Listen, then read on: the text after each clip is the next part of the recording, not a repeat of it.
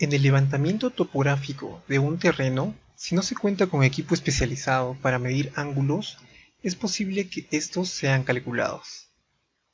Por ejemplo, en un terreno poligonal podemos dividir la figura en triángulos y podemos calcular los ángulos internos de estos triángulos por diversos métodos. Revisemos los principales, que son dos. El primero es aplicando alguna de estas tres fórmulas. Para ello, es necesario saber las medidas de los lados del triángulo y por lo tanto en el trabajo de campo deberán tomarse estas medidas. El lado que se encuentra frente al vértice A será denominado como A minúscula y los otros dos lados de la misma forma se denominarán de acuerdo a la letra del vértice que tienen frente. En el presente ejemplo podemos calcular el ángulo interno del vértice A. Usaremos la primera fórmula. Tangente 1/2 de A es igual a la raíz del semiperímetro menos el lado B por el semiperímetro menos el lado C sobre el semiperímetro por el semiperímetro menos el lado A. Luego de reemplazar los datos procedemos a resolver la ecuación.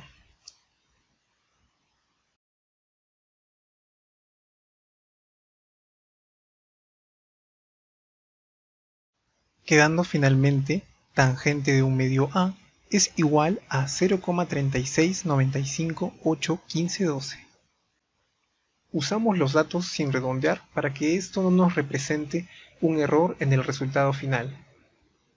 Luego de calcular el arco tangente de esta cifra y multiplicarla por 2, el resultado nos queda representado en grados decimales.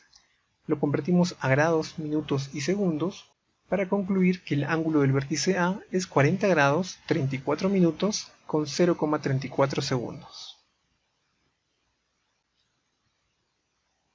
El segundo método es aplicar la ley de cosenos, para la cual usaremos estas tres fórmulas según el ángulo que se desee calcular.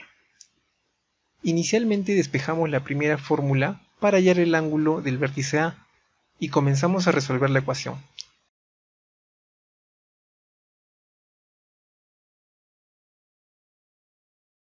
Quedando finalmente que A es el arcoseno de 0,75964871,1. De igual forma, usamos los datos sin redondear. Luego de aplicar el arcoseno, tenemos un resultado de igual forma, representado en grados decimales. Lo convertimos a grados, minutos y segundos para concluir que el ángulo del vértice A es 40 grados 34 minutos con 0,34 segundos, obteniendo en ambos casos el mismo resultado. Por otro lado, si lo que se desea es calcular solo un ángulo, quizás de un recorrido en línea quebrada, para el trabajo de campo, usar las medidas completas de los lados podría resultar una labor poco práctica. En lugar de ello, podríamos definir una distancia manejable desde el ángulo del vértice que se desea calcular hacia ambos lados contiguos. De esta forma, se define un triángulo isósceles, del cual debemos medir la base, es decir, el lado A.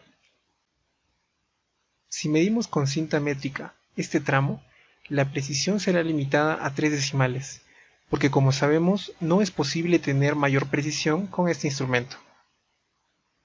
En el triángulo isósceles formado, tenemos que la altura necesariamente forma dos triángulos rectángulos. A partir de esta premisa, podemos calcular el seno del ángulo A medios con los datos que tenemos.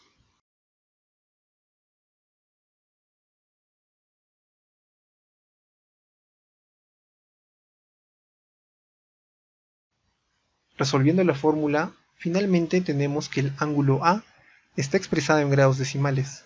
Lo convertimos a grados, minutos y segundos para concluir que el ángulo del vértice A es 40 grados 34 minutos 16.35 segundos. Esta vez tenemos una diferencia de segundos con respecto a los resultados previos. Esto debido a que en el ejemplo inicial los lados del triángulo tienen una precisión de 3 decimales exactos, y en este último se consideró un dato redondeado a 3 decimales por las limitaciones del instrumento.